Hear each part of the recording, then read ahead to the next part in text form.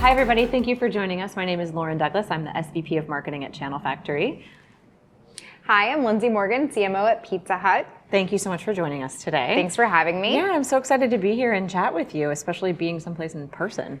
I know. I was just saying, this is my first in-person event in maybe 3 years. It's 3 exciting. years. Okay, so you were not doing anything pre-pandemic either for a while. Squeeze out that second kid right before that pandemic. Got it. Yeah. Well, I'm really happy to chat with you. I have a lot of nostalgia for Pizza Hut. So when I was a kid, the Book It program was. Do you still do the Book It program? Yeah, we still do the Book It program. God, it's around. Parents everywhere, enroll. Okay. Yeah. I think we need a Book It program for adults. Have you seen the meme that's gone around that said, you weren't a Book It kid and it shows? Implying that you haven't read much. I love that. That's so good. But I remember just like getting the certificate. It was so exciting. You could get your personal pan pizza.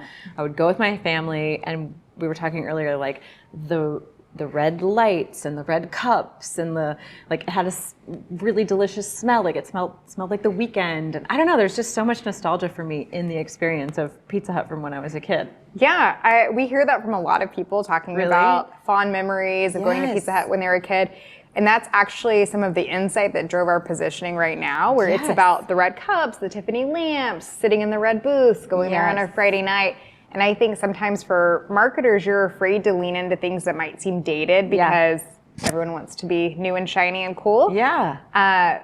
But really owning your own story rather than creating something new. I'd also say, I don't know if you follow any of the Enneagram stuff, but that personal pan pizza stamp is probably what made you an achiever, number 3. Okay. Yeah. I love that. Yes, I do follow Enneagram. Actually, Brad is a big Enneagram guy, so. I'm a 9. You're a 9. Okay, cool. I see it. Yeah. We were talking earlier about how you guys had Craig Robinson. Yeah, we still have him. He's been great. You still have him? That's awesome. And leaning into that nostalgia, I just think it was such a cool marketing campaign and such a wonderful messaging to go back to that nostalgia. It was really good. Yeah, I think nostalgia's had a good comeback anyway, where the 80s and the 90s are cool again. At Target, there's Budweiser retro shirts that are out, and OG logos that were out in those days. And so finding a way for us to tap into that and those memories that you were just talking about, but doing it in a way that's of today. So one cool thing we did recently is that we did a Pac-Man activation. We partnered with them and said, hey, you used to love to come to our dining rooms in 1989. Yeah. Not you, probably me. No, you were me. 1 then. No, that was me. But people don't really go into dining rooms as much anymore, especially in the last few years. And so how do we take that same experience that you remember from those days and bring it to your current dining room? So we had the Pac-Man box top where you could activate with the QR code and play a virtual Pac-Man on your Pizza Hut box top. And it did really well, and people loved kind of the old memories in a new way. Very cool. I was going to ask you about the in-person versus delivery versus carry out. How are you thinking about that as the CMO at Pizza Hut? What do you want your customer? You just want to get them pizza and however they want it to be delivered to them, right? So to you, you're agnostic in terms of the experience? Well, I think what's interesting, and people don't really think about this, is that our largest storefront by far is our website. So whenever you're ordering, do you call to a store? Maybe, but probably you order through an app or you order online. And so we're really an e-commerce company at the core. So 60+% of our customers come through our .com. And so a lot of people are expecting delivery. And I say for myself as a 40-year-old mom of 2, convenience, I can't go back to the things where brands have leaned in and made it easier than ever to get what I want. Totally. I can't go back to the life where I have to work even a tiny bit hard for it. Totally. And so I think deliveries had a big heyday, and we just launched a new thing called Hut Lanes where you could order online and you don't even have to get out of your car and you can just drive through and pick it up. That's awesome. Obviously we're coming out of a pandemic, and obviously delivery is huge. Fingers crossed. What are some of those consumer behaviors? As you said, ease, and I'm never going to go back to something being complex again. So what are, as the CMO, what are you thinking for the next year, 2 years, 3 years down the road from an innovation perspective? I mean, it's a really interesting question. So I think where before I would say, do I want something that's easy for tonight, or do I want something that I'm really in the mood for? Yeah. So I think before you would have to choose ease or preference. Yep. And I think the sweet spot for people now is both. Yeah. Like, why should I have to choose? Totally. And so if I'm in the mood for something really indulgent, or I really want a meat lover's pizza or something like that, for example, I shouldn't have to choose that I have to drive to a store or have to go out of my way to get this. So we're really trying to say you can have it easy and you can have exactly what you want. And luckily, like, pizza's made for that occasion. Totally. And then I also think for innovation, one thing where our brand in the past is actually in the 80s and 90s, were our heydays of being in movies and Teenage Mutant Ninja Turtles and sending a pizza to space, and that we were a big part of culture.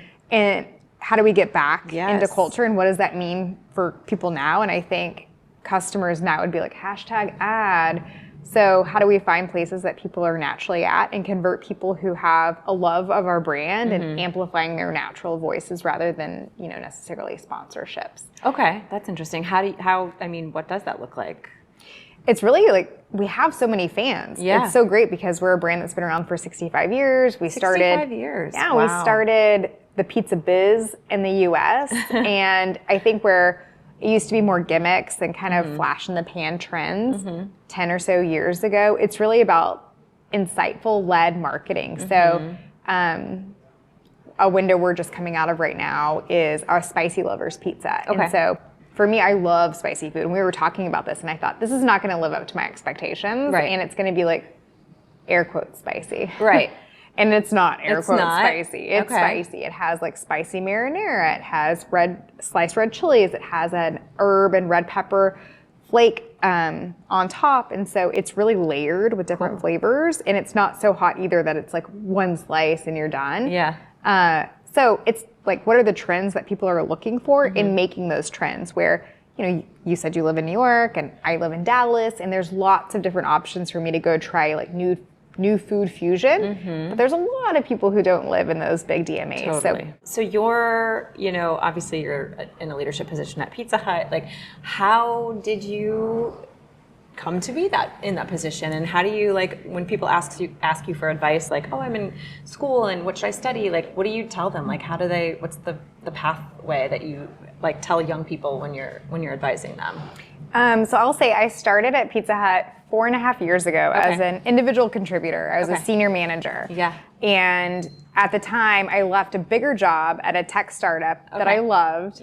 And a mentor of mine used to say sometimes you have boomerang jobs in life where you're onto this path and you take a step back because you think you have a longer trajectory somewhere else. And I just made this joke earlier talking today, but did I cry a tiny bit taking that smaller step back? Sure, I did. Yeah. But I think jobs aren't linear anymore, and finding the right thing for the right occasion is really important. At that time, I had a 9-month-old, and I joke that I was commuting from Dallas to San Francisco, and my husband would cry more than the baby when I would leave. Aww. And so it was a good time to try something different. Yeah. And Pizza Hut's part of the Yum brand, so they have KFC, Taco Bell, Pizza Hut, Habit Burger, and they really pride themselves on having a people-first culture, and I would say that's really been the case for me. And when I interviewed there, I had no intent of taking a job there, and I thought, oh, this will build my natural network, and maybe something will come up later.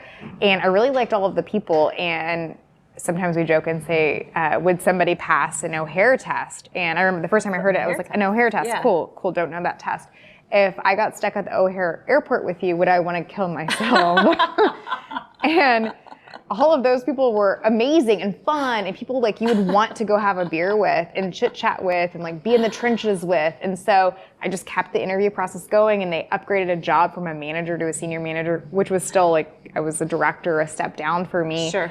But I ended up taking it, and I've had so many really great bosses there. In Yum, they talk about having a recognition culture and a people-first culture, and part of your own individual performance evaluation is based on how good of a coach you are, which is what they call bosses. Okay.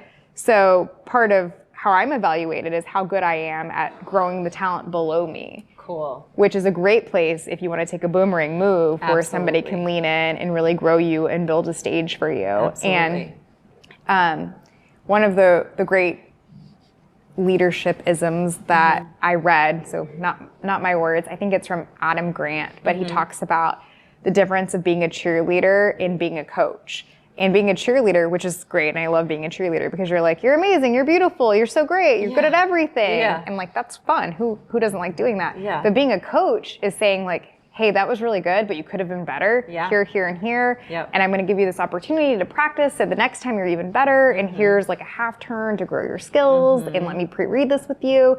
And they're really big on that of like, how do you become a great coach for the people below you so you're always growing your talent base. And it keeps a lot of retention up there too. Yeah, absolutely. I mean, do they coach you on how to be a good coach? Because I also think that's one of the problems in what I've seen sometimes is people are great individual contributors and not great managers. So like, how do you even learn to become a good manager? Yeah, that's a great question. I would say that's definitely a skill that they're growing. We started doing a coaching academy where it's teaching you kind of the best coaching behaviors and how to hone them. But I get that question a lot from young coaches in our organization. And Brene Brown, who's also from Austin, I love her books. I love her too.